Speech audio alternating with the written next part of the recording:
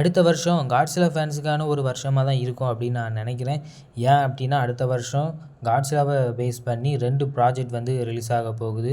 அதில் ஒன்று வந்து காட்ஸிலா மொனார்ச் சீசன் 2 அண்ட் இன்னொன்று வந்து காட்ஸிலா -0 அப்படிங்கிற 2 ப்ராஜெக்ட் வந்து அடுத்த வருஷம் ரிலீஸ் ஆக போகுது அப்படிங்கிறத கன்ஃபார்ம் பண்ணியிருந்தாங்க. அதில் காட்ஸிலா -0க்கான அஃபிஷியல் அனௌன்ஸ்மெண்ட் வீடியோ வந்து விட்டுருந்தாங்க.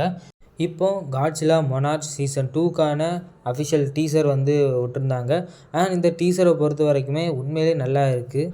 அண்ட் இந்த சீசனை பொறுத்த வரைக்குமே காங்கை பேஸ் பண்ணி தான் இந்த சீசன் போகும் அப்படிங்கிற மாதிரி சொல்லியிருந்தாங்க. அதுக்கு ஏற்ற மாதிரியே டீசரில் நிறைய இடத்துல வந்து காங்கை வந்து காட்டியிருக்காங்க. அண்ட் அது மட்டும் இல்லாமல் நிறைய புது மான்ஸ்டர்ஸையுமே இந்த ஒரு டீசரில் வந்து காட்டியிருக்காங்க. ஸோ பார்ப்போம் இந்த ஒரு சீசன் வந்து எந்த மாதிரி போக போகுது அப்படிங்கிறத. எனக்கு தெரிஞ்சு முதல் ஒரு 2 எபிசோடுக்கு வந்து காங்கோட அந்த ஒரு ஸ்டோரியை தான் ஃபாலோ பண்ணி போவாங்க அப்படின்னு நான் நினைக்கிறேன்.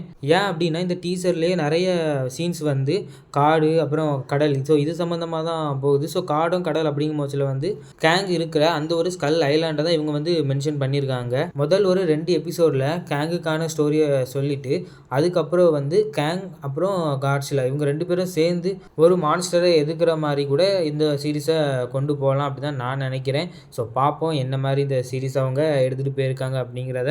அண்ட் இதில் மொத்தம் 10 எபிசோடு இருக்கும் அப்படிங்கிறத கன்ஃபார்ம் பண்ணியிருக்காங்க. பிப்ரவரி 27 ஆரம்பித்து மே 1 வரைக்கும் இந்த சீரீஸ் வந்து நடக்க போகுது.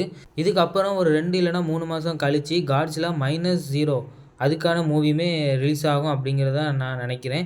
ஸோ பார்ப்போம் என்ன மாதிரி நடக்க போகுது அப்படிங்கிறத. ஸோ இந்த காட்ஸிலா மொனார்ச் சீசன் 2க்கு எத்தனை பேர் வெயிட் பண்ணுறீங்க அப்படிங்கிறத கீழே கமெண்ட்டில் சொல்லிவிட்டு போங்க.